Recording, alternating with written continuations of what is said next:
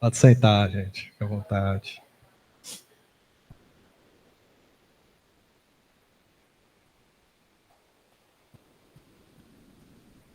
Amém? Bom dia. Bom dia, família. Se não fizer um escândalo com vocês nem acordam. Glórias a Deus. Deixa eu preparar o material aqui. O Senhor tem algo especial para falar com a gente nessa manhã. É um dia muito especial. Tenho certeza disso. Fui muito abençoado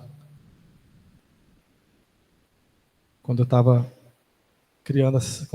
estudando para essa aula, né? Então fui muito abençoado e eu tenho certeza que vocês também serão muito abençoados. E primeiro, né, eu queria destacar a nossa comemoração, né? Hoje a gente já atinge um marco, né? É a nossa 100ª aula do livro de João. E quando eu falo isso para algumas pessoas, gente, as pessoas ficam sem entender. Como assim? Vocês estão há 100 aulas estudando um livro? Como assim? É estranho, é diferente, mas eu consigo ver a mão de Deus em cada uma dessas 100 aulas. O Senhor, Ele tem feito algo diferente, gente. Eu também procuro isso em outros lugares, eu não vejo. Eu acho que é o único lugar que eu conheço que trabalha dessa forma. Mas foi o jeito que o Senhor nos deu, né? Foi a estratégia que o Senhor nos deu. Né? Nós temos a entrada em cada versículo de João, tentando mergulhar, tentando extrair o máximo daqueles itens, o máximo daqueles ensinamentos preciosos. Né? Então, assim, eu tenho certeza que nem um dia desse foi desperdiçado. Né? Às vezes, pela nossa limitação, a gente acaba sendo mais prolixo, mas eu sei que o Senhor, ainda assim, Ele aproveita de tudo, né? Eu sei que o verdadeiro aprendizado, ele vem de uma extrema repetição, aquilo que você domina, aquilo que você pratica, normalmente você não fez uma única vez, você não ouviu uma única vez. Você insistiu naquilo. Né? Os meninos de violão que eu diga, né, João? É um sofrimento às vezes. Mas eu sei que há um resultado nisso. Há um resultado de vida em nós. Então, eu queria celebrar com vocês, uma salva de palmas para o Senhor Jesus, para essas 100 aulas. Obrigado, Jesus, obrigado, Espírito Santo, por estar conosco nessas 100 aulas. Eu sei que quem valorizar isso, E assim, eu não quero nem pensar em quem não vem, porque na verdade a gente tem que estar feliz com quem está aqui, porque tem transformação de Jesus para a vida sua. Né? Isso é motivo de grande alegria ver vocês aqui, os mesmos.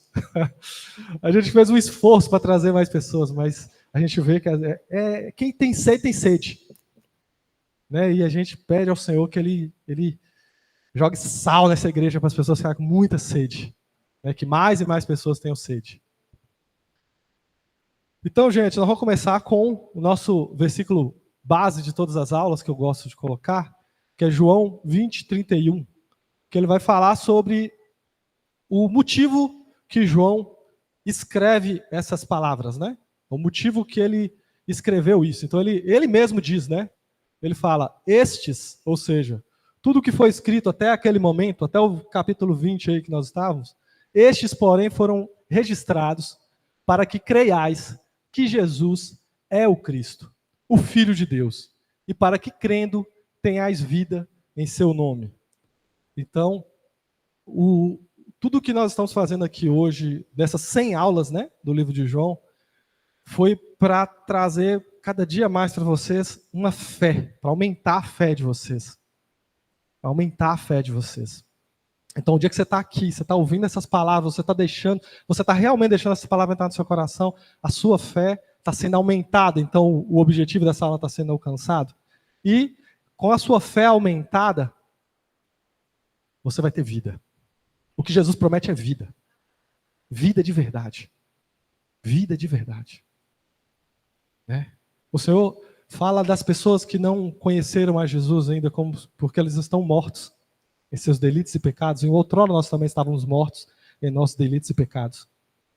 Mas a fé que nós vamos adquirir através da palavra de Deus, Ele não vai nos promover vida, alegria de verdade. Né? Tem tanta gente que está respirando, mas queria estar morto. Está pedindo a morte para si. Mas quando você escuta essas palavras, vida entra dentro de você. mais vontade de viver, mais vontade de fazer, de estar na presença do Senhor. Então esse é o objetivo do livro, e tudo que a gente vai fazer é para cumprir esse objetivo do apóstolo. Né? Vamos trabalhar para que o sonho do apóstolo seja cumprido. Né? Vocês creiam e tenham vida através do nome de Jesus. Hoje nós vamos falar sobre o tema do lava-pés. Né? Não vou chorar, gente. Já chorei bastante. Gente, por quê, gente? Eu tenho que explicar, os meninos estão aqui já rindo de mim, porque toda vez que eu falo do lava-pés é algo que me toca profundamente. Acho que cada um tem uma parte da Bíblia, né, que te toca profundamente, que move as suas entranhas. E eu estava meditando sobre isso, quem me diagnosticou foi a minha própria filha, foi a Ágata. E ela estava fazendo aquele, eu estava com muitos conflitos numa época da minha cabeça, né? É tudo eu vivendo sozinho ali os meus conflitos. E eles estavam estudando um grupo de jovens sobre as linguagens do amor. E ela, do nada, no café da manhã, olhou para o meu olho e falou assim: a sua linguagem de amor é o serviço, né? Atos de serviço. E aquilo conectou na minha cabeça de um jeito tão especial. E quando eu estava tentando meditar, por que isso mexe tanto comigo, esse lava-pés? É porque é isso. É Jesus com atos de serviço. Então ele mexe comigo, entendeu? Não, vou segurar. Eu falei com ela, eu falei, não, eu não vou dar vexame dessa vez. Que eu aguento bastante, gente. E é isso que nós vamos falar, esse lava-pés, né? Então, o evento do lava-pés, gente, ele está localizado na Santa Ceia, né? Na última ceia de Jesus. Né? E é algo que o evangelista João deu uma ênfase especial, pois tudo que acontece nessa Santa Ceia, nessa última ceia, ela tem um caráter profético e simbólico. Era a Páscoa, onde o Cordeiro de Deus, que tira o pecado do mundo, iria se entregar e cumprir o seu propósito. Né? Mais para frente aqui, eu deixei só para registro, né? Nos sinópticos, gente. Então, para quem não lembra, o sinóptico é o quê? São os outros 3 evangelhos. Então, nós temos 4 evangelhos. O João ele não é considerado sinóptico. É só Mateus, Marcos e Lucas. Né? E, para quem não lembra o que é sinóptico, é porque eles têm muita coisa em comum. Quando você vai pegar os 3 e for comparar, muita coisa que tem em um tem no outro. Então, por isso que eles são considerados sinópticos. Já João, ele está fora disso, por quê? Porque 90% do que acontece no livro de João, que é relatado no livro de João, ele é exclusivo, só tem no livro de João. Entendeu? Então, por isso que ele não é considerado dos sinópticos. E essa última ceia, gente, ela é relatada em poucos trechos, tá vendo? Mateus 26, de 17 ao 30, Marcos 14, de 12 ao 26, e Lucas, de 22, de 7 a 39. A última ceia, no livro de João, ela começa no capítulo 13 e termina no 17, versículo 26. Então ele gasta, para nós, né, na nossa divisão, ele gastou quase 5 capítulos falando de um único evento. E por que isso, gente? Porque esse livro está, e porque essa ação de João ela está muito alinhada com o objetivo dele. Porque os outros livros eles falam muito do que Jesus fez para cada público específico, né? Marcos ele estava mirando nos romanos, Mateus estava mirando nos judeus, Lucas nos gregos, né? E João ele é mais genérico, ele quer atender a todos, mas todos mostrando facetas do que Jesus fez. Só que o Evangelho de João ele gasta tanto tempo, por exemplo, numa refeição, gente, uma refeição. Ele gastou boa parte do livro com uma única vez Jesus sentado frente a frente com eles. Ele poderia ter falado de muitas outras coisas, mas ele quis dar um destaque forte nisso. Porque um dos focos de João, mais do que falar o que Jesus fez, é dizer quem Jesus é. Né? Uma pessoa que conhece superficialmente a vida dos pastores, eles podem dizer muita coisa que eles fizeram. O pastor, ele fez isso, o pastor, ele faz aquilo. E diz a respeito, né? O que a gente faz diz muito a respeito do que nós somos, mas se você pegar um relato da Natália, ela vai dizer quem é Gera de verdade. Quem é ele? nos mínimos sacrifícios, nas coisas diárias, do que ele gosta, do que ele não gosta. Então ele vai dizendo ali, ele vai conhecendo a pessoa por dentro. Por isso que ele fala que Jesus é o verbo. Muito propício, né? Igreja Verbo de Amor. E é uma homenagem, gente, a isso, tá? A Igreja Verbo de Amor é uma homenagem a essa palavra. Jesus é o verbo. Ou seja, ele é a palavra de Deus.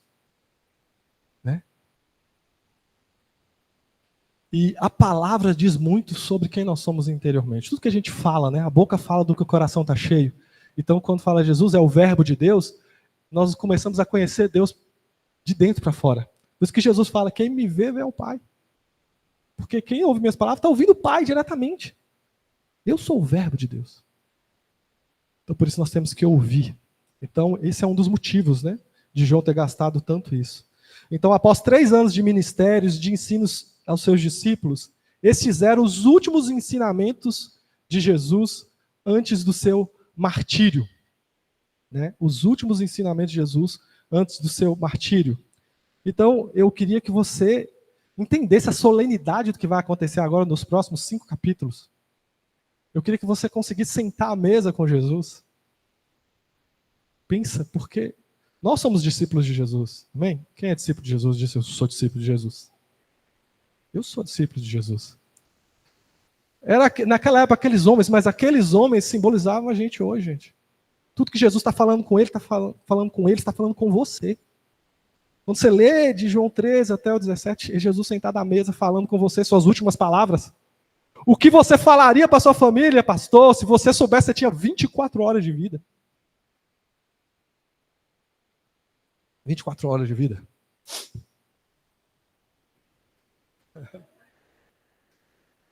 Não. Você tem 24 horas de vida. O que você falaria? Para os seus amigos, seus melhores amigos. Ele poderia ter passado com qualquer pessoa, gente. Ele poderia ter escolhido qualquer pessoa. Mas ele escolheu os amigos. A igreja.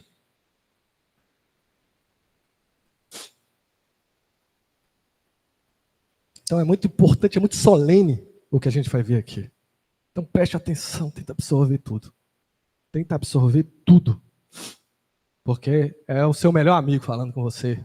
Ele está gastando as últimas 24 horas dele. Ele vai se despedir. É uma despedida também, sabe?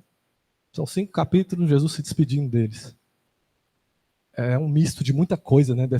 Um misto de alegria, um misto dos últimos ensinos. Assim, cara, eu só tenho 24 horas, então o que eu vou ensinar para esse povo? Então Jesus sabia bem o que eles não tinham entendido direito ainda. E ele ia agora gastar aquelas 24 horas ali. Como os próximos 5 capítulos serão muito baseados, eu queria falar um pouquinho sobre a importância da mesa. Nós temos mais relatos bíblicos de Jesus ensinando em mesas que em púlpitos. Vocês sabiam disso? O jeito de Jesus se relacionar com as pessoas geralmente era em refeições, em mesas. Porque a mesa é um lugar de comunhão e de ensinos profundos. Com quem você tem sentado à mesa? Para trocar ideia, para conversar, para relacionar. Eu, sempre que posso, eu falo, gente, faça amigos na igreja. Leve pessoas para sua casa, sente à mesa com pessoas. Ensinamentos profundos podem ser tirados desse lugar. Né? Porque a mesa é um lugar de ensino, de comunhão e ensinos profundos. Na pedagogia de Jesus, a mesa é um lugar central. E nós temos que resgatar esses valores. De sentar à mesa com as pessoas. Desligar os celulares, desligar a TV. Tem muita gente que tem mesa, mas quem ministra é o Globo Esporte. Quantos anos da minha vida eu sentei à mesa, às vezes, mas com a TV passando os lances da rodada do Brasileirão. Ou todo mundo sentado no sofá, olhando e assistindo, e a gente perde anos e tantas oportunidades. É a forma pedagógica que Jesus ensinou, e Jesus sabe do que está fazendo, gente. Jesus sabe o que está fazendo. Se nós não estamos usando esse lugar central para a gente transmitir o evangelho para a nossa família, a gente está perdendo tempo. Para a gente se conectar como família, como amigos, né? Tanto a família de casa quanto a família de Deus. Não abra mão da mesa da sua casa, em cada refeição. A mesa é um lugar de comunhão, um lugar de ouvir os outros, é um lugar de intencionalmente, gente. Intencionalmente, é isso mesmo. É um lugar de intencionalmente nós transmitirmos os valores familiares e espirituais. Então, quando senta à mesa, não é só conversa aleatória. Vocês que são pais, que lideram, ou que serão pais um dia, ou vocês que querem se conectar, ou que querem transmitir a palavra do Senhor, a mesa é um lugar, às vezes, de intencionalidade. Você vai estar ali, mas você está pensando, em algum momento eu vou encaixar Jesus nessa conversa. Eu vou encaixar o quanto Jesus mudou a minha vida e quanto eu sou apaixonado por Jesus, sei lá. Eu vou encaixar Jesus nessa conversa porque é o lugar do aprendizado profundo. Né? Antes era a TV, agora são os celulares, né, estão roubando esses momentos da nossa família. A mesa é o lugar onde o pai, né, ele discerne o propósito espiritual dos filhos e executa o plano de Deus. Se ele entendeu qual é o propósito de Deus para a vida das filhas, é na mesa que ele vai jogando as sementes. As sementes. Sem ser intrusivo, sem ser exagerado, mas aos poucos, isso vai entrando. Né? E nós temos que aprender isso. Né? Muitos gastam milhares de reais com seus aparelhos de TV, mas eles não têm uma mesa de jantar em casa decente, confortável, boa. Talvez a gente tenha que mudar até o nosso jeito de investir nosso dinheiro. Quando vocês casarem, façam uma mesa bem legal. Bem boa mesmo. Para ter prazer de sentar e trocar ideia. Né? Trocar conhecimentos. Vou falar um pouquinho sobre essas próximas 24 horas, gente. Então ela começa na quinta-feira, às 18h30, no pôr do sol. Jesus ele ia comemorar a Páscoa judaica. Era numa quinta-feira, às 18h30 aproximadamente, que o sol se punha. Eles fazem quando o sol se põe. E nós vamos ver daqui para frente, né? Jesus no cenáculo, na Santa Ceia, no Getsemane, fazendo sua última oração e sendo traído. Nós vamos ver Jesus na prisão, na casa de Caifás, o julgamento injusto de Jesus. Vocês já ouviram um podcast falando de todos os erros processuais do julgamento de Jesus. Gente, foi um... O FTS deve ter aprendido com esse povo. Tá tudo errado. Nós pegamos um historiador, os advogados, que pegava a lei da época e foi comparar. Jesus foi extremamente injustiçado no julgamento. Tudo errado. Pensando em tudo o que eles podiam fazer para errar no julgamento, eles erraram para prejudicar o Cristo. A via dolorosa, Jesus carregando a sua cruz, em completa humilhação. Nesse lugar de julgamento também, ele foi açoitado, né? Tem uma palavra para isso, eu esqueço a palavra que eles usam para esse açoite. Aí a Vila Dolorosa, depois tem o Gólgota, e às 24 horas termina no sepulcro. Bem, então, só para a gente entender o que nós vamos ver dali para frente. Eu só vou ficar aqui com vocês no cenáculo, né? Na Santa Ceia, e só um pouco. Então, gente, esse aí é o cenáculo. Segundo a tradição cristã, esse prédio do cenáculo ainda existe, e é esse aí. Ele é aberto a visitas em Israel. Né? O lugar onde Jesus fez sua última ceia. Segundo a tradição cristã, gente. Não tem como afirmar, são 2000 anos. Mas eles tentam trabalhar essa ideia. Né? Historicamente, esse prédio, está aqui ele, é no segundo andar dessa casa aí. Essa casa, ela está no Monte Sião, que é onde é associado, onde o rei Davi começa o ministério, ou o seu ministério, né, seu reinado. Engraçado, eu nunca tinha reparado isso. Jesus faz a última ceia no Monte Sião, onde Davi estabeleceu o seu reinado.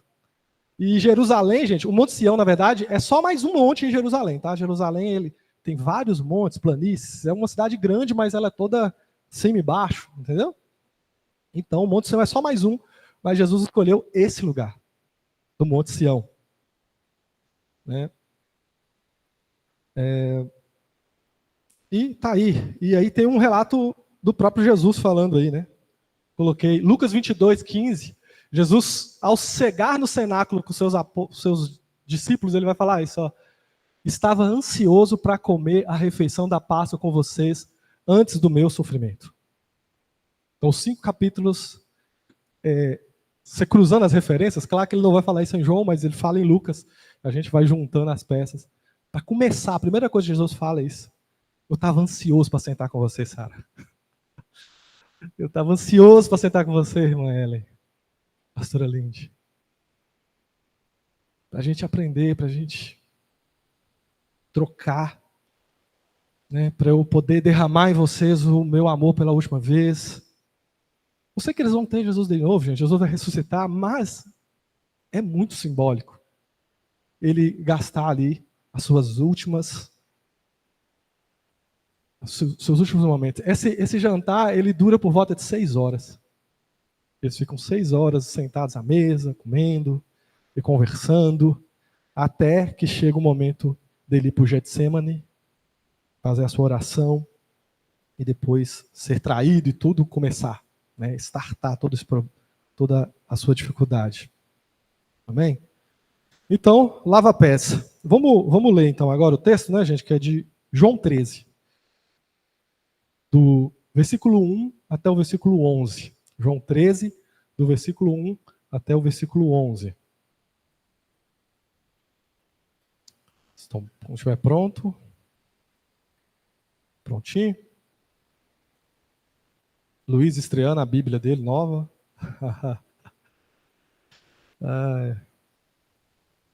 E começa assim, gente. Antes da festa da Páscoa, Jesus sabia que havia chegado a sua hora de deixar este mundo para voltar ao Pai. Ele tinha amado seus discípulos durante todo o seu ministério na terra e os amou até o fim. Estava na hora do jantar e o diabo já havia instigado Judas, filho de Simão Iscariotes, a trair Jesus. Jesus sabia que o Pai lhe dera autoridade sobre todas as coisas e que viera de Deus e voltaria para Deus. Assim, levantou-se da mesa, tirou a capa, enrolou em uma toalha. Depois derramou água sobre uma bacia e começou a lavar os pés dos seus discípulos, enxugando-os com a toalha que estava na cintura. Quando Jesus chegou a Simão Pedro, esse lhe disse: Senhor, vai lavar os meus pés? Jesus respondeu: Você não entende agora o que estou fazendo, mas um dia entenderá. Lavar os meus pés? De jeito nenhum. Protestou Pedro. Jesus respondeu: Se eu não os lavar, você não terá comunhão comigo. Pedro exclamou: Senhor, então lava as minhas mãos e a minha cabeça. E não somente os pés. Jesus respondeu: A pessoa que tomou o banho completo só precisa lavar os pés para ficar totalmente limpa. E vocês estão limpos, mas nem todos, pois Jesus sabia quem o trairia. Foi isso a que se referiu quando disse: nem todos vocês estão limpos. Amém? Senhor Deus amado Pai, tua palavra está aí, meu Pai. Ela por si só já pode fazer um milagre em nossas vidas. Espírito Santo, nos ajude agora a entender a profundidade do teu amor, a profundidade da tua graça, meu Pai, através dessas palavras. Amém. Gente, eu quis trazer aqui para vocês o resumo, né? Se todo o Lava Pés fosse um tweet, onde você pudesse resumir tudo, eu resumiria dessa única forma. Para vocês guardarem, para vocês postarem se vocês quiserem. Vai ser: o exemplo dado por Jesus no Lava Pés demonstra de forma extraordinária o padrão de vida que ele viveu e requer dos seus discípulos. O exemplo dado por Jesus no Lava Pés demonstra de forma extraordinária o padrão de vida que ele viveu e requer dos seus discípulos. Gente, muitas vezes a cruz é o símbolo de Jesus, porque ali é o auge, né, da entrega de Jesus. Mas se você for olhar o contexto do ministério de Jesus inteiro, ele sempre estava servindo as pessoas. Então eu vejo como um grande símbolo do ministério de Jesus a bacia e a toalha. Jesus, ele serviu. Ele serviu de forma intensa todas as pessoas que estavam ao lado dele. sem distinção. Então eu vejo que é um símbolo que nós precisamos resgatar do cristianismo. A bacia e a toalha. Porque quando a gente fica olhando para a cruz, né, a gente fica, poxa, se deleita no que Jesus fez para a gente. E sim, a gente tem que se deleitar no que Jesus fez para a gente. Mas quando a gente olha para a bacia e para a toalha, aí a coisa aperta. Porque como que eu vou ser discípulo? Como que eu vou me espelhar e vou viver uma vida que eu vou ter que fazer que nem ele? Eu vou ter que lavar o pé de outras pessoas? Como assim?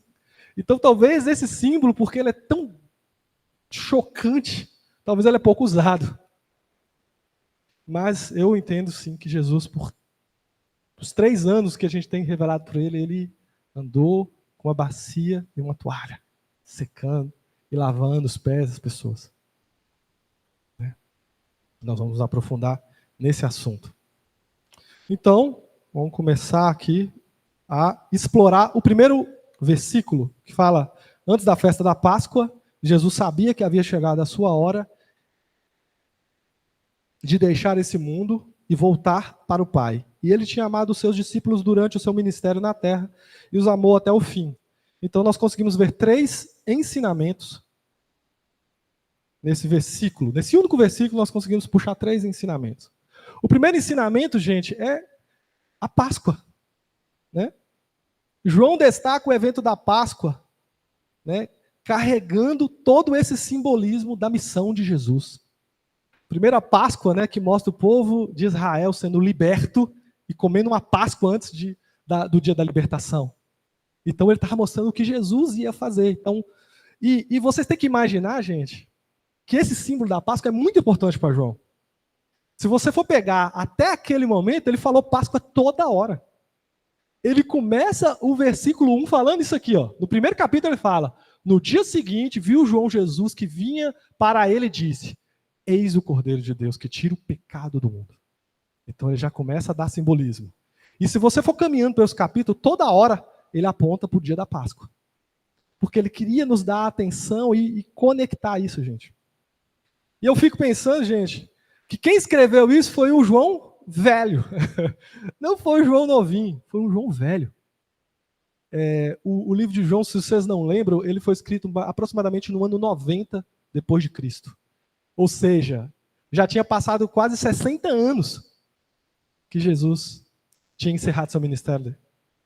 Então, não era um pastor inexperiente, não era um apóstolo inexperiente, era provavelmente o último apóstolo que estava vivo, dos que serviram a Jesus diretamente.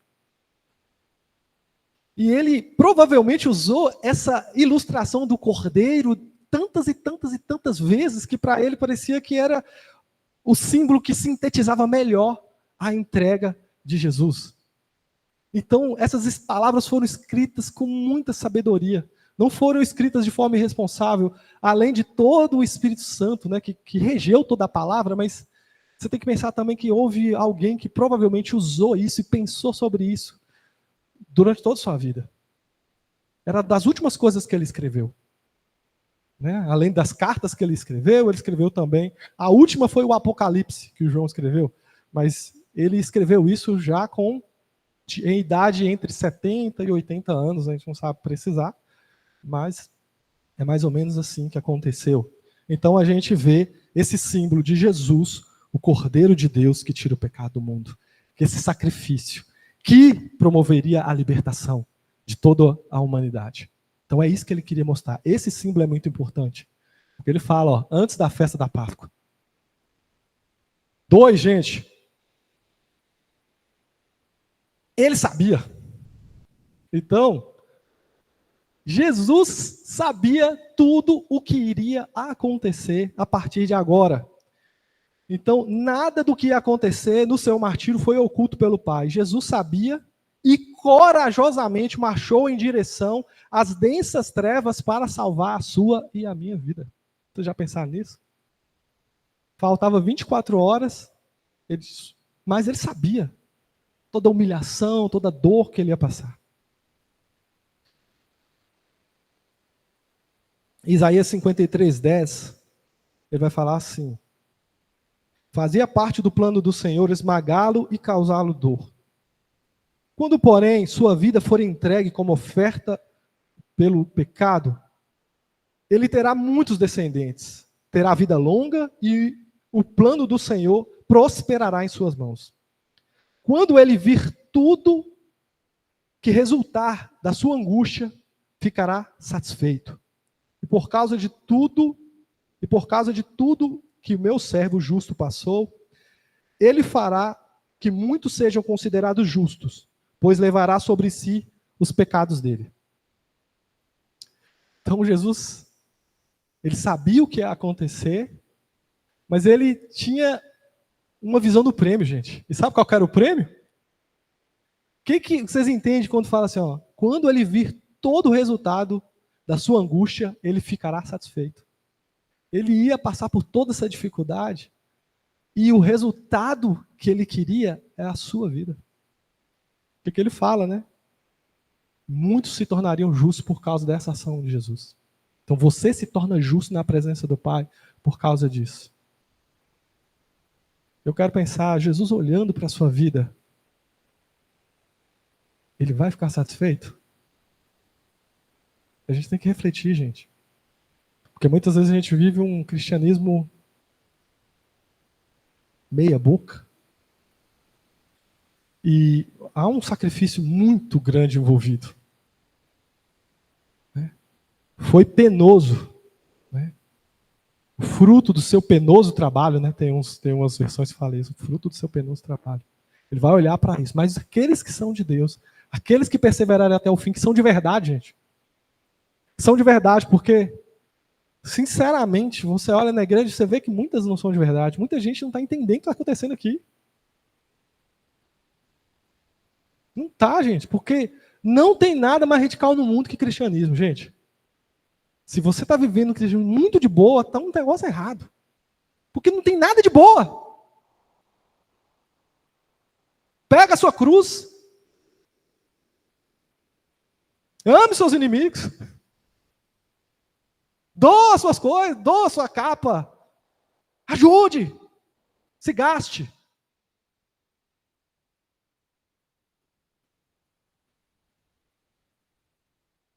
E aí? Meu cristianismo às vezes se resume a vir no culto à noite. Eu não me gasto, eu não faço nada. Por amor de Jesus. Hoje nós vamos estudar o maior servo de todos.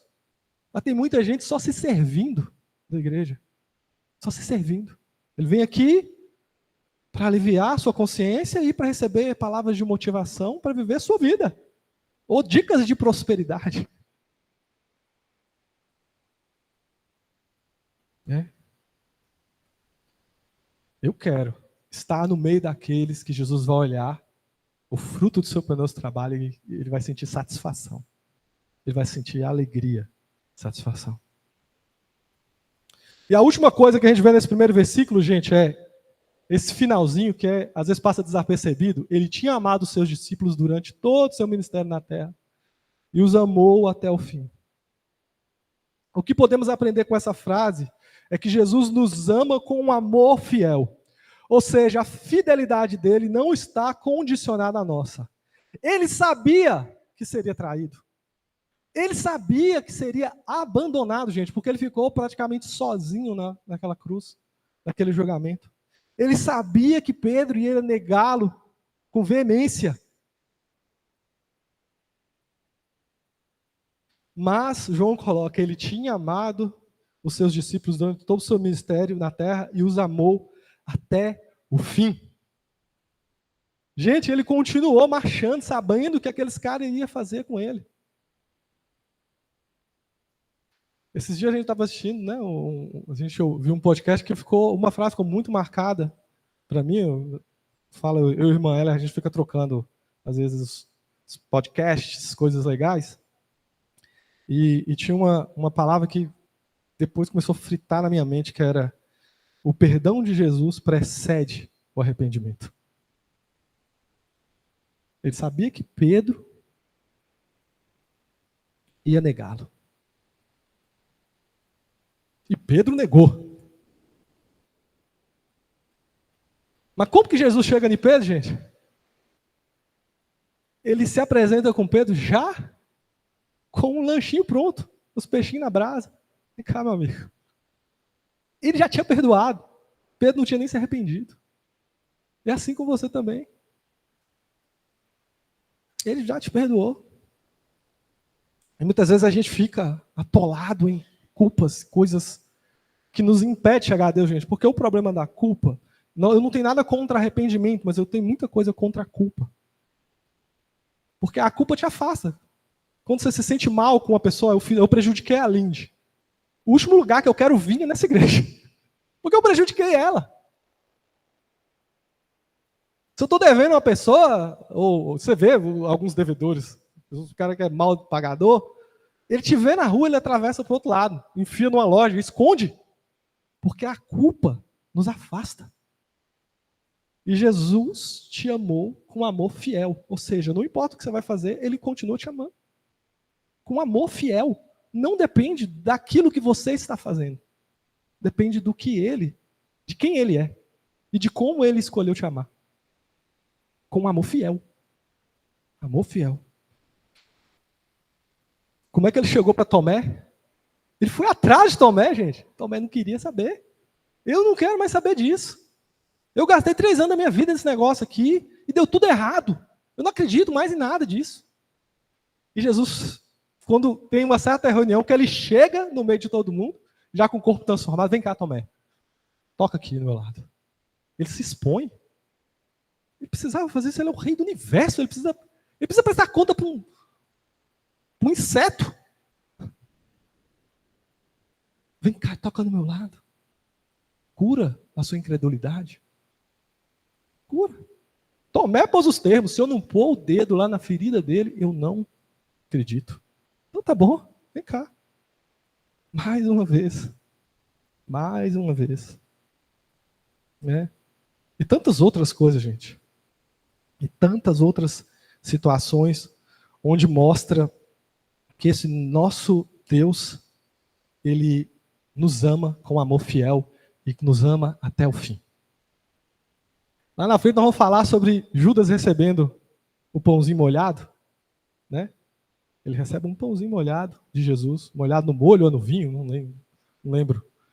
Mas tem essa citação, e quando eu estava fazendo os estudos, eu não sabia, eu achei bem interessante que eles falaram que isso era um sinal de honra.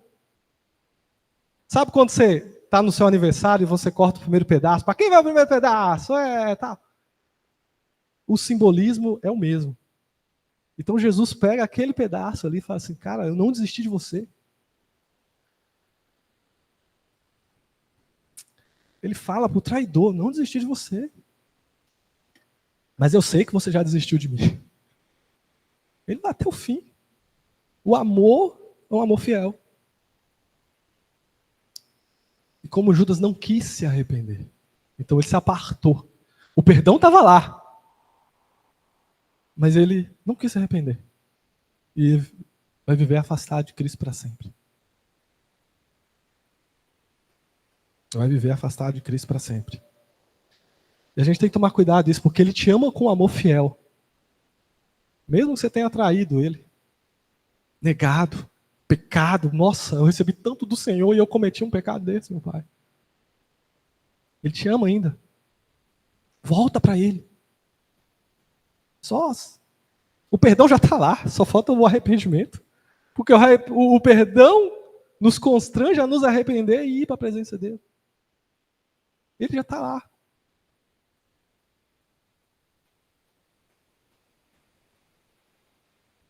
Essa verdade nos traz paz e segurança, pois a salvação e a esperança, e a nossa esperança não estão nas mãos de alguém que nos ama até o fim. Não é amor de verão, gente. É um amor até o fim.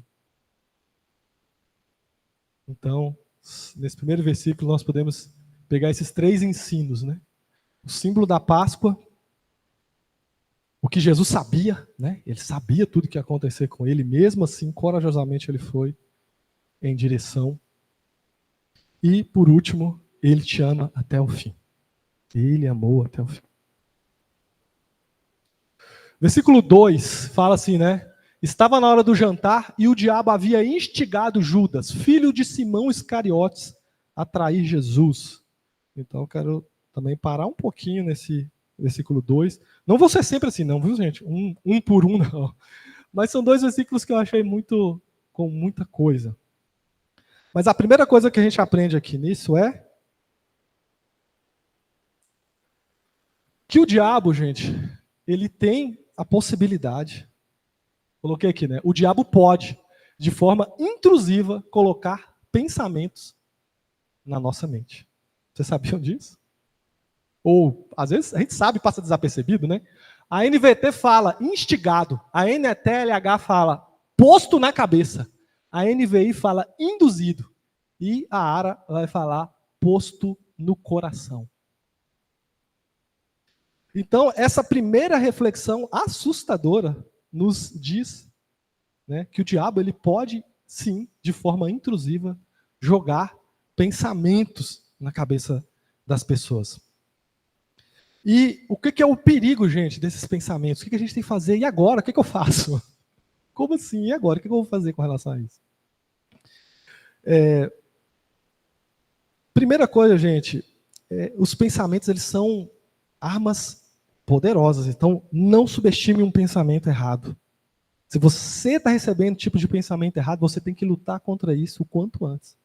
Porque eu coloquei aqui mais ou menos o que um pensamento vai fazer. Então, primeiro, o pensamento é implantado pelo diabo. E isso entra no coração. Então, como assim entra no coração, gente? Quando você permite que o mesmo ganhe força na sua mente. O pensamento ele toma conformidade, ou seja, você passa a tomar aquele pensamento como verdade ou como aceitável. Então é tipo assim, você arrumou uma briga em casa com a esposa, aí o diabo, tá vendo? Essa mulher não gosta de você. Aí daqui a pouco ele manda também uma enviada que te trata super bem. E aí você vê isso por um dia, por dois, e aí a sua mente realmente, poxa, que pessoa bacana. E aí seu pensamento vai mudando, até que você comece a consumar o pecado. Então o pecado ele não nasceu, não fala aqui não, gente, que Judas foi naquele momento do jantar que o pensamento entrou em Judas. O que ele fala? Ó, estava na hora do jantar e o diabo já havia. Então provavelmente Judas já estava com isso no coração há um tempo. Antes dele começar a fazer, então o pensamento entra, você deixa ele ficar marinando ali na sua cabeça, virando. E chega um momento que ele ganha a força necessária e ele se materializa em um pecado. Você começa a agir, ou seja, a consumar pecados. A pastora vai querer falar aqui, gente. Cadê o micro?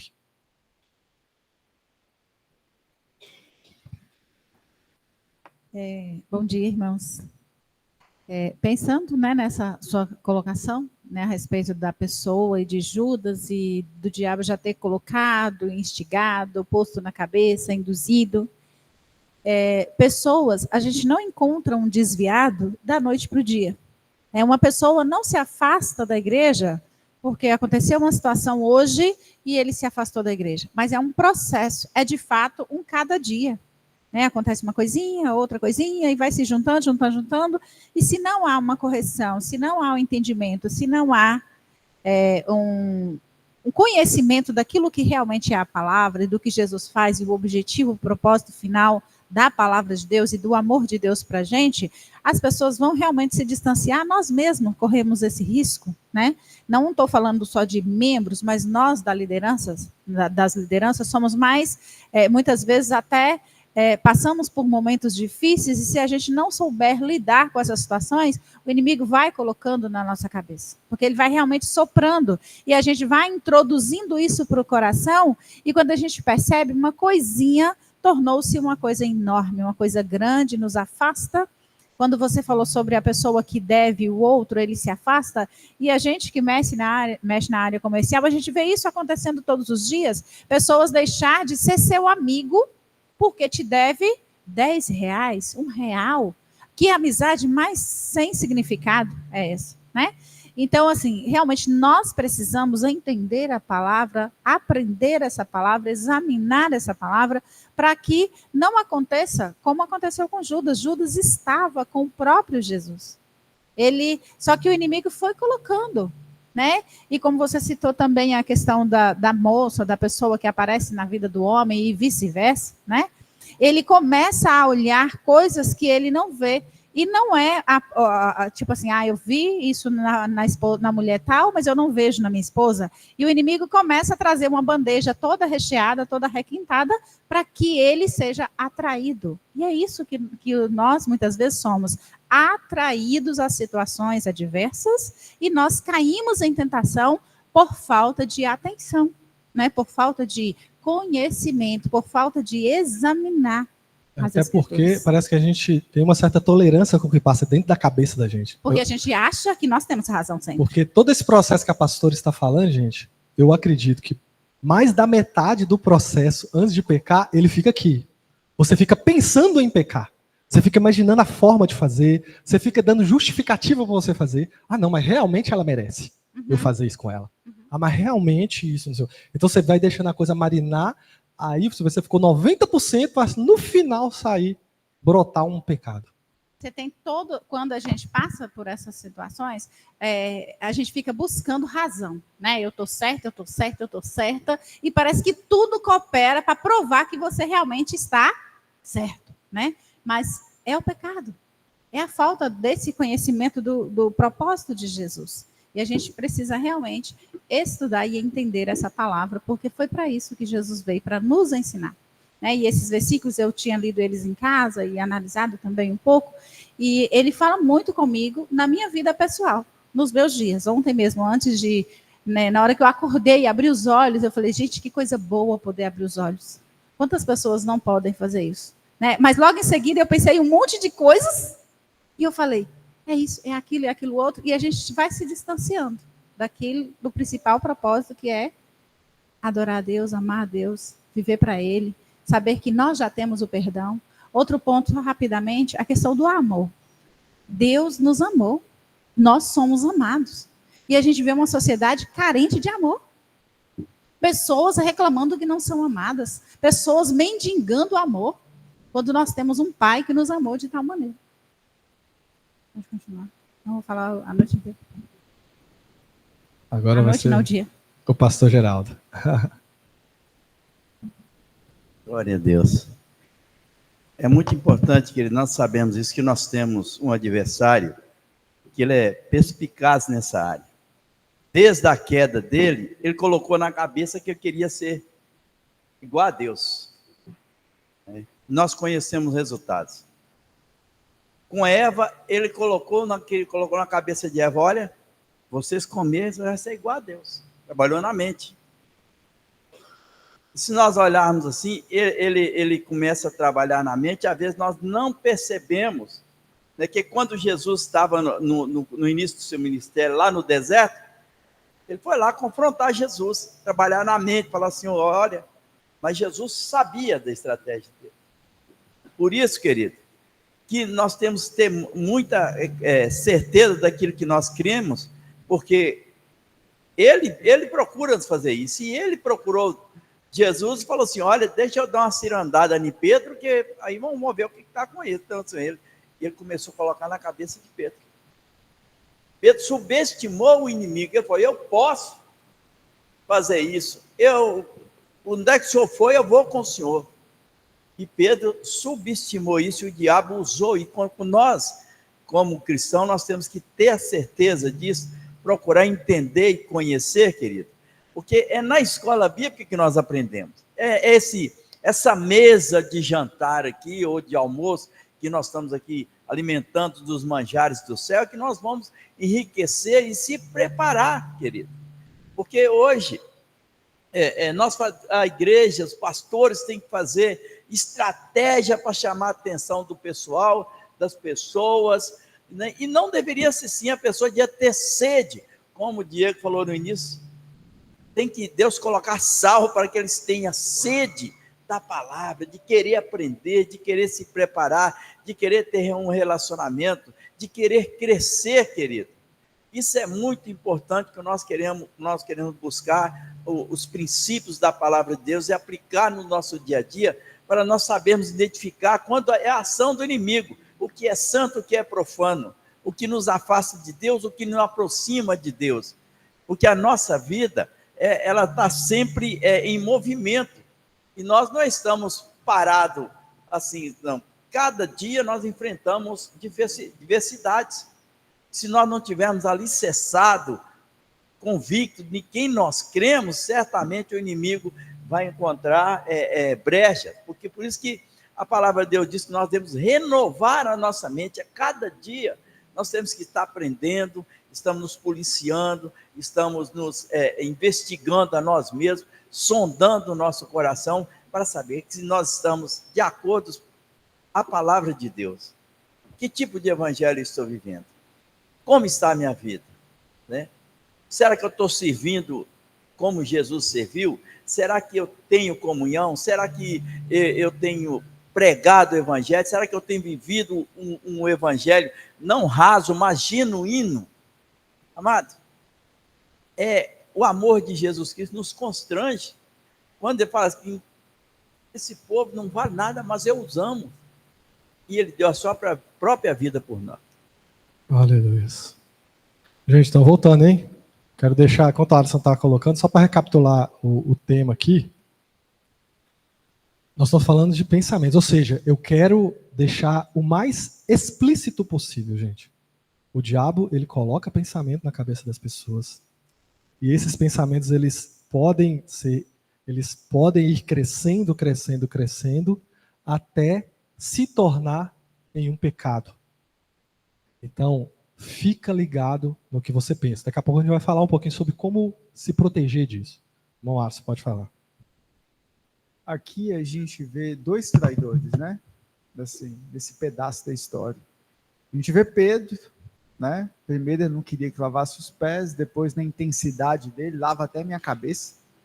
Tudo da boca para fora, porque Pedro depois ele sai e ele traz Jesus, ele nega Jesus 3 vezes. Pedro, estou falando de dois traidores. Primeiro eu tenho Pedro. Mas nessa época ele era igual Judas. Judas 1 e Judas 2. São duas pessoas que tiveram, é verdade. São duas pessoas, e são as pessoas que mais foram bem tratadas por Jesus nessa ceia. Judas e Pedro. E aí, isso me chama muita atenção de como Deus ele cuida das pessoas que não estão agindo conforme a vontade dele. E se nós somos cristãos, nós temos que seguir o exemplo de Cristo. E muitas vezes eu penso muito nisso. Isso que Geraldo falou aqui. Nós julgamos muito, nós somos muito iracundos, estamos muito presos na nossa justiça e esquecemos de fazer a vontade de Deus. Né? Imagina só se fomos nós, o Jesus Cristo. Eu já sabia que Judas ia me trair, eu matava ele ali, já sabia que Pedro não vale nada, eu já mandava prender ele. Então, nós seres humanos somos assim. E nós, como igreja, somos convidados a ser como Cristo é. E muitas vezes o comportamento da igreja não é esse comportamento manso e amoroso como Cristo demonstra com aquelas pessoas que são seus traidores. Eu tenho 2 traidores, sim. E, na verdade, eu não tenho 2 traidores, não. A única pessoa que estava aí, que não largou Jesus até o fim da crucificação, foi João. O resto, todo mundo fugiu. Fujão. Todo mundo fugiu. Só João ficou. Então, dos 12, 11 não valia nada. E ainda ficou se questionando que largou tudo. Eu perdi 3 anos da minha vida. Coitado, a vida já não valia nada e ainda falou que perdeu 3 anos. A vida não valia nada, porque era pobre, miserável, não era fariseu. Na verdade, época... Esse assunto nós vamos chegar lá. Naquela época, só 2 pessoas valiam, né? Os romanos e os fariseus. O resto, coitado.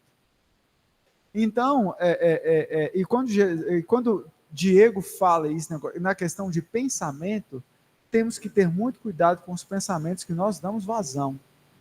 E Diego falou, por exemplo, tem a briga do homem e da mulher. Aqui que vocês veem em desenho animado é a mesma coisa. Tem um capeta Exu caveira na cabeça do homem e o outro capeta Exu não sei o que na cabeça da mulher. E eles fazem um jogo mesmo. Ele faz um jogo mesmo na cabeça da pessoa, e se a pessoa não é de Deus, ela tenta ceder tudo aquilo que é. Então existem pessoas que começam até, quando o pensamento ele começa, vai para o coração, eu achei muito interessante, quando a Ara fala, poço no coração, é porque ele já passou do estágio da aceitação. Porque o pensamento ele vem na sua cabeça, é igual um passarinho que vem botar. Ele faz um ninho ali, então ele vem de pouco a pouco. Então esse passarinho na cabeça de Judas já deu, foi um filhote.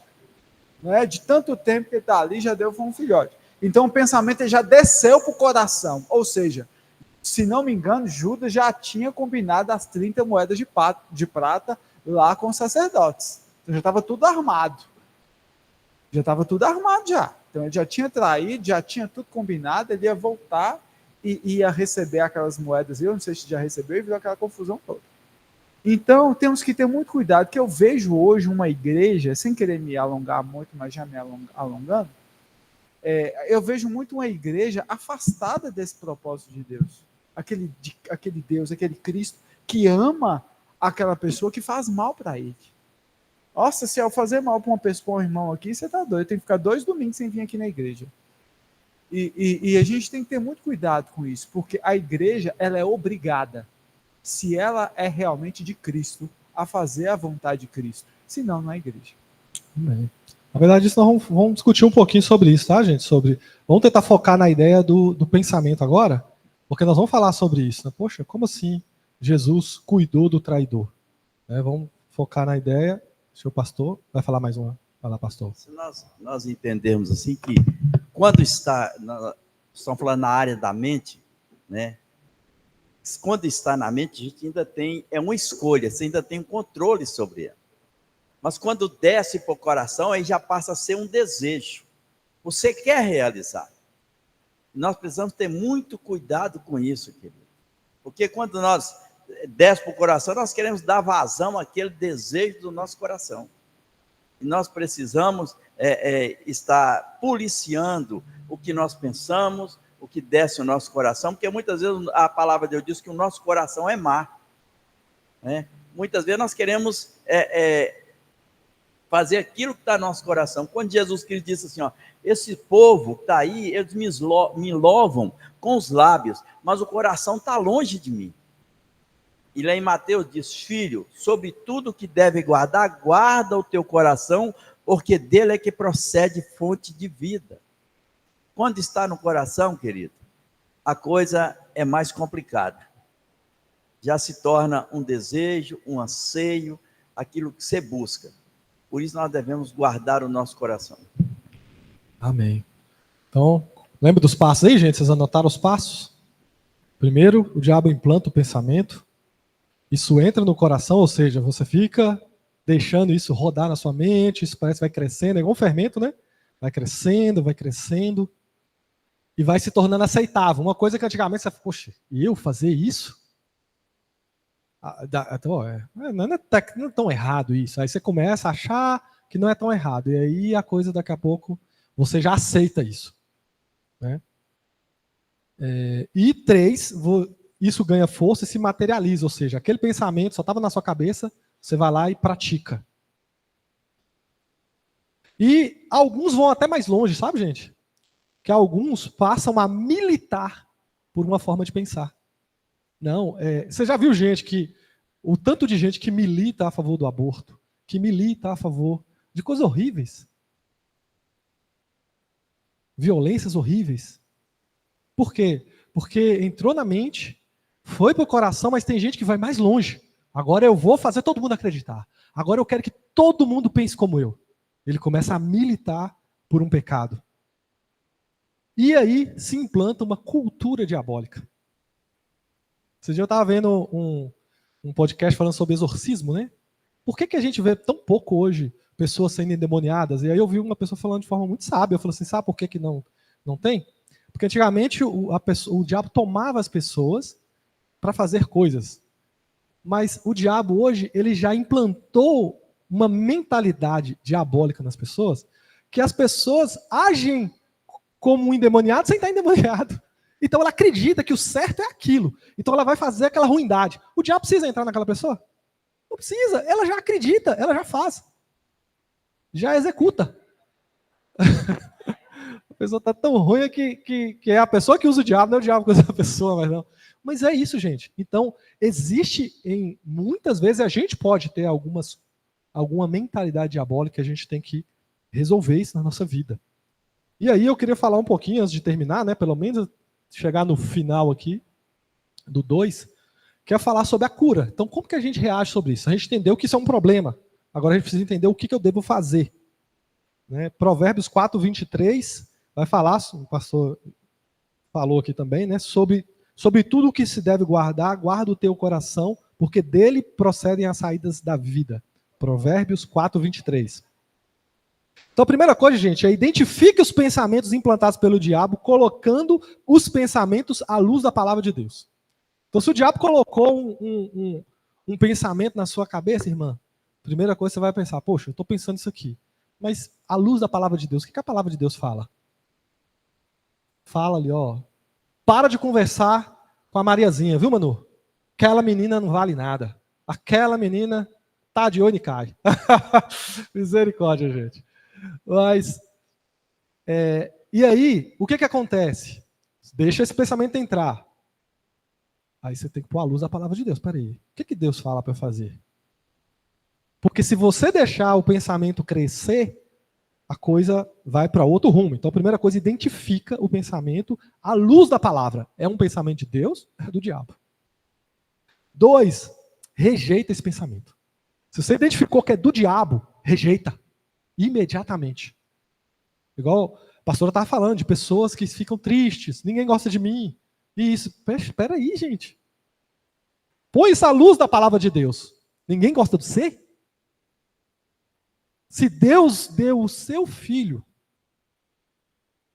Ele deu o seu filho para morrer por você. Ele não gosta de você? Gente, quando a gente for ver a via dolorosa, quando a gente for ver o julgamento de Jesus, o espancamento. Gente, há muitos, não era incomum um preso açoitado, como Jesus foi açoitado, ele morria lá, pendurado no poste. Não tinha cruz para ele, porque mataram ele antes de conseguir pôr na cruz. O espancamento de Jesus foi tão cruel, que às vezes eles erravam e cortavam as tripas, porque era um chicote com pontas de osso e ferros, que batia, e às vezes eles erravam, batia na barriga, quando arrancava as tripas junto, e as pessoas morriam ali mesmo. Ah, está me recriminando, está meio gore, né? Foi mal. Mas é verdade. Ou seja, Jesus chamou a esse ponto. Ele sabia como ele seria torturado. E ele seguiu marchando em direção a esse momento. Então você deixa um pensamento como esse, ninguém me ama. Então você rejeita esse pensamento. 3, gente, encha-se de pensamentos de Deus, que estão em conformidade com a palavra. Invista em meditar em coisas boas. Então você tem que meditar nas coisas boas, nas verdades bíblicas. Então você tem que pensar sobre isso. Poxa, como assim Deus me ama? A ponto de quê? Como que é isso? Por que eu não me sinto amado? Aí começa a orar. Então você pensa e depois você começa a orar. Então você está deixando os pensamentos do Espírito Santo crescerem dentro de você. Né? Por exemplo, um pensamento que pode levar à depressão, né? Pensar por horas como você é solitário, como as pessoas te rejeitaram, as rejeições que você sofreu. Você deve encher sua mente de como Deus te ama. Pensar também, né, que quantas coisas você não tem, né? Tanta gente está deprimida hoje porque não tem determinada coisa. Você já ouviu um vídeo lá da mãe, uma menina já adolescente, eu acho que havia até uns 14, por aí, pelo tamanho da menina. E ela rolando no shopping, 20 anos aquela do iPhone, porque a mãe tinha condição de dar um iPhone 13, ela queria um iPhone 15, não sei, uma coisa assim. Uma menina de 20 anos rolando no chão no shopping. Eu quero 15, e a mãe saiu de perto e deixou ela deitada lá no chão, gritando. porque ela queria um iPhone 15 e a mãe só tinha condição de dar um iPhone 13. Então, muitas pessoas, gente, estão pensando nisso, né? Enche o coração de o que eu não tenho. Mas o que você tem, Braddock? Saúde. Para levantar 90 quilos no supino. Não é ninguém. Não é para qualquer um. Gente, tem nem que não consegue levantar o braço. Está doente. Você tem que ser grato, moça. Uma coisinha do seu corpo que para de funcionar, cara, é ruim demais. Eu estava conversando com uma empresária e ela teve, do nada, um problema que ela perdeu o jogo do braço. Ela não conseguia fazer isso aqui. Ela tinha o movimento das mãos, fazia assim, mas ela não conseguia levantar o ombro, né? Cara, mas a vida dela ficou tão limitada até ela conseguir se recuperar e tratar. Tipo, do nada. Simplesmente o braço dela caiu e não levantava mais. Cara, você pode levantar o ombro. Você já está melhor que muita gente. E então nós temos que encher o nosso coração de coisas que nós somos gratos. Nós podemos ser gratos. Né? Pastor? Lá em João 3,16 diz que Deus amou o mundo de tal maneira que deu seu Filho unigênito para que todo que nele crê não pereça, mas tenha a vida eterna. Ninguém pode reclamar de não ter sido amado, gente.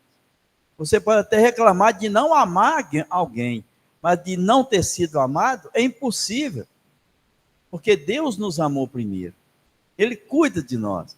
Nós, como a Lindy falou aqui, a gente levantar pela manhã, abrir os olhos e falar que maravilha, estou vivo, né? Poder ver o sorriso dos filhos, tomar o café da manhã, vir para a igreja, ter uma vida saudável, né? Que hoje a pessoa acha que tem uma vida saudável e ele não sentir nada. Não, querido, é você ser uma pessoa que você pode ir e vir. Você pode ser uma pessoa que você tenha as necessidades através da idade, através de alguma deficiência, mas você tem alegria no coração. E tem que ser grato a Deus por isso. E hoje nós vemos pessoas reclamam de tudo, reclamam do café que está sem doce, do pão que não está legal, reclama do celular que descarregou, reclama do frio, reclama. O ser humano é tão ingrato que não olha que Jesus amou e passou por uma via dolorosa, sofrendo aquilo que era para nós. E nós teríamos que passar por aquilo que nós que éramos os pecadores, não era ele. E ele tomou o nosso lugar. Então nós devemos ser gratos a ele, agradecer todos os dias, e olhar assim, e ter sede de ter vida com ele, querer andar com ele, querer aprender dele, querer a cada dia saber o amor dele, como é que a coisa funciona para nós podermos ser para cada dia mais parecido com ele. Amados, hoje a mente está tão preocupada com tanta coisa, com o trabalho, com a escola, com academia, com o celular, são coisas que nós fazemos tanta coisa que nós vamos para o shopping, fica 5 horas rodando lá, olhando loja sem comprar nada. Vai para o futebol, tem prorrogação, quase 2 horas, ninguém fala nada. Mas muitas vezes a pessoa não tem 20 minutos, meia hora para orar e ler a palavra de Deus. Ter intimidade com Deus. Porque ter intimidade com Deus não é vir para a igreja. Ter intimidade com Deus é você e Deus.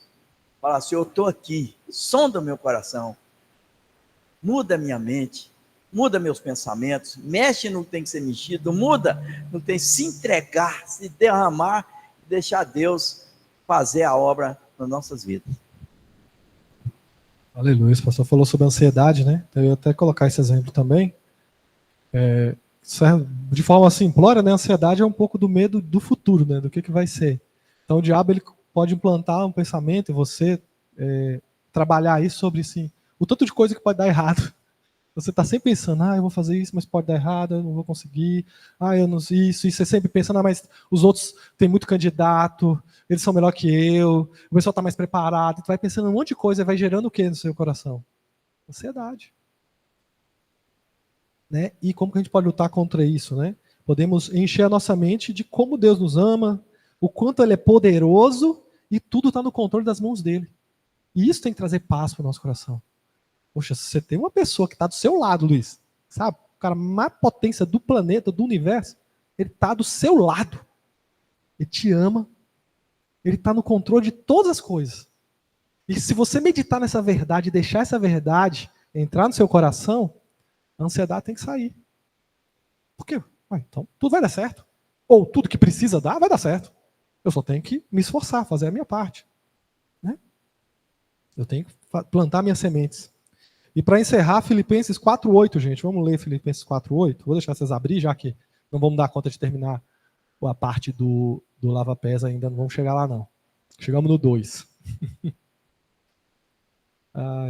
Mas tá pronto até o 11, viu, gente?